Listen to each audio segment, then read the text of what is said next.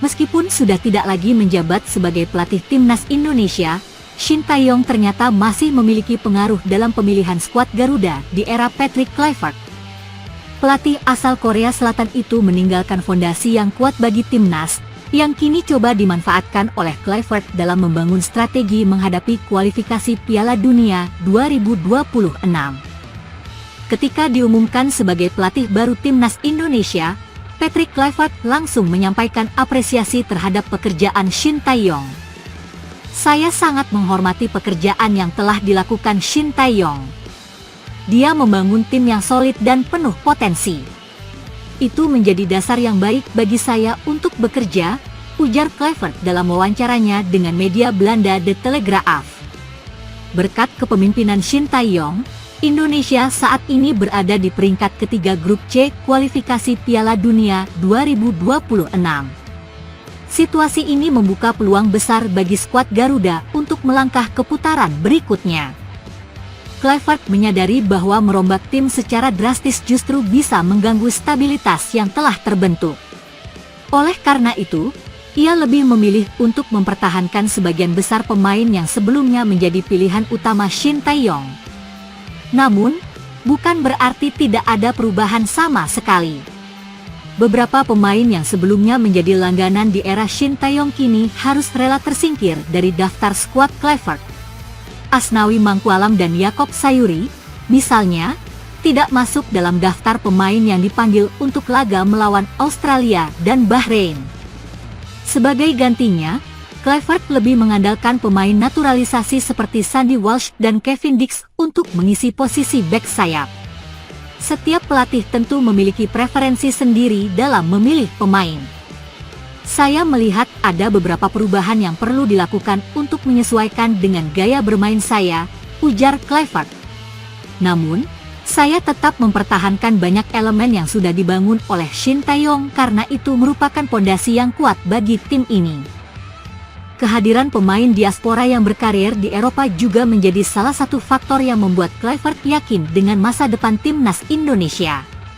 Beberapa pemain seperti Ragnar Oratmanguyen, Martin Paes, dan Ivar Jenner tetap menjadi bagian dari skuad Garuda, sebagaimana yang diinginkan oleh Shin Tae-yong sebelumnya.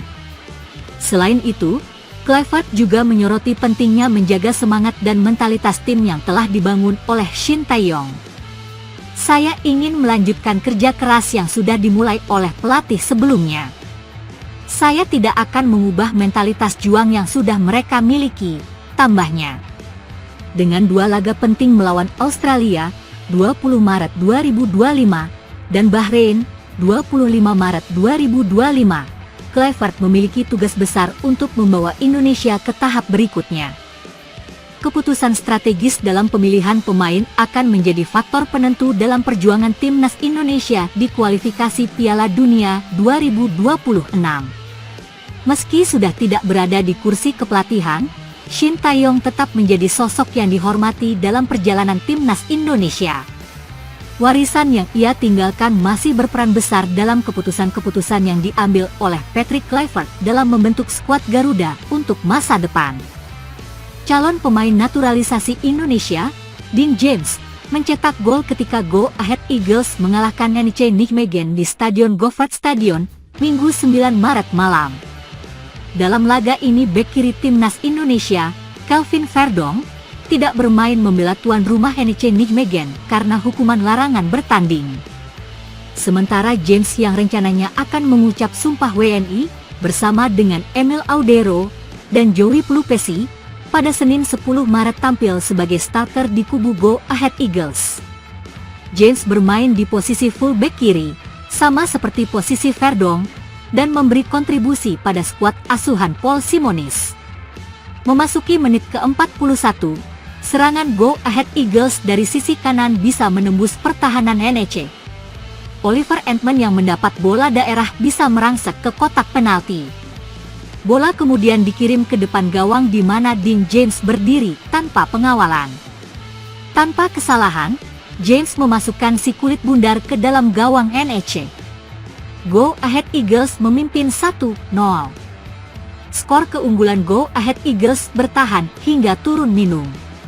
Tak lama setelah babak kedua berlangsung, NEC harus bermain dengan 10 orang setelah Laseskone melanggar matchday. Keuntungan jumlah pemain yang lebih banyak membuat Go Ahead Eagles sedikit leluasa menguasai pertandingan. Go Ahead Eagles kemudian menambah gol melalui Milan Smith pada menit ke-66. 3 menit berselang NEC memangkas jarak. Brian Pereira menjaringkan bola setelah menerima umpan Basar Onal. Go Ahead Eagles bisa kembali mencatatkan keunggulan 2 gol setelah Entman membobol gawang NEC melalui sepakan dari dalam kotak penalti pada menit ke-75. Pada masa injury time, NEC mencetak gol lagi melalui Kento Shie. Susunan pemain inti NEC: Nijmegen versus Go Ahead Eagles. NEC: Nijmegen, Ruiz, Pereira, Ivan Marquez, Bram Nuitin, Huidemakers, Owejan, Owisa, Dirk Proper, Laseskone, Van Krooij, Brian Linsen.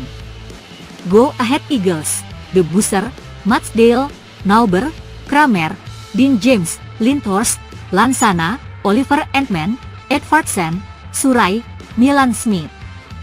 Proses naturalisasi pemain sepak bola untuk memperkuat timnas Indonesia kembali menjadi sorotan.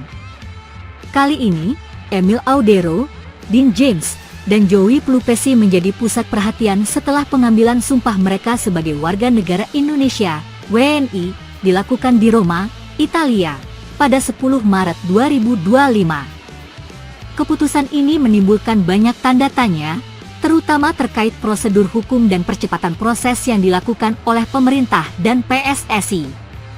Biasanya, seseorang yang menjalani proses naturalisasi akan mengambil sumpah kewarganegaraan di Indonesia. Namun, dalam kasus Emil Audero dan 2 pemain lainnya, sumpah WNI dilakukan di Kedutaan Besar RI di Roma, Italia. Menteri Hukum dan Hak Asasi Manusia, Menkumham, Supratman Andi Atas bahkan mengutus Sekretaris Jenderal dan Direktur Jenderal Administrasi Hukum Umum ke Italia untuk mengurus proses ini. Alasan yang diberikan oleh pihak berwenang adalah bahwa ketiga pemain masih aktif bermain di kompetisi Eropa sehingga tidak memungkinkan bagi mereka untuk datang ke Indonesia dalam waktu dekat. Langkah ini diambil untuk memastikan bahwa mereka bisa segera didaftarkan oleh PSSI ke FIFA dan memperkuat timnas Indonesia dalam kualifikasi Piala Dunia 2026. Proses naturalisasi biasanya membutuhkan waktu yang cukup lama karena harus melewati berbagai tahapan, mulai dari persetujuan DPR hingga keputusan Presiden.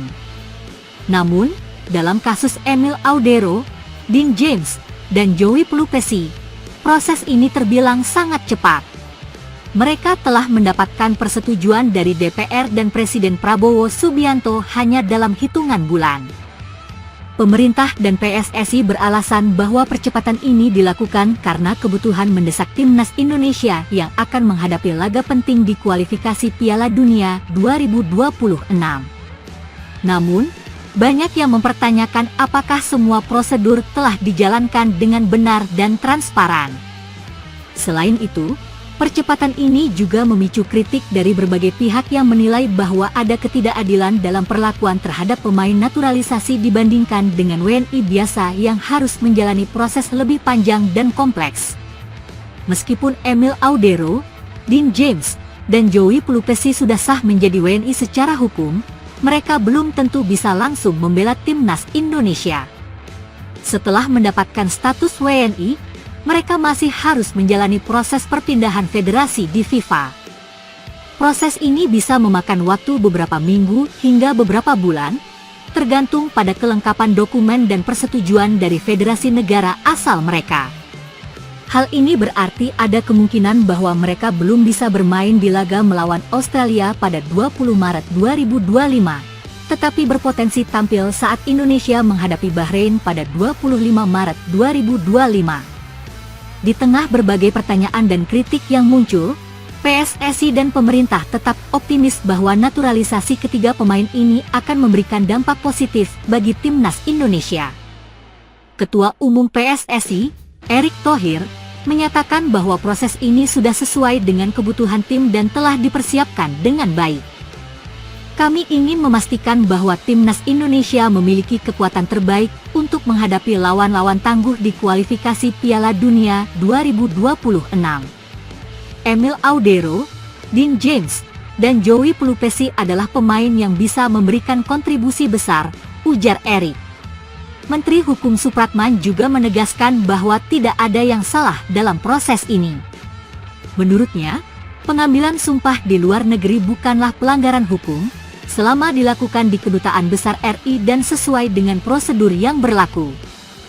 Proses sumpah WNI Emil Audero, Dean James, dan Joey Pelupesi memang penuh dengan keanehan, mulai dari lokasinya di Roma hingga percepatan proses naturalisasi mereka.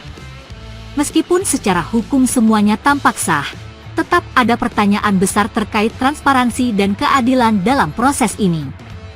Apakah keputusan ini murni strategi untuk memperkuat timnas Indonesia? Ataukah ada kepentingan lain yang berperan di baliknya? Yang jelas, publik dan pengamat sepak bola akan terus mengawasi bagaimana kelanjutan dari proses ini dan apakah ketiga pemain benar-benar bisa memberikan dampak signifikan bagi skuad Garuda.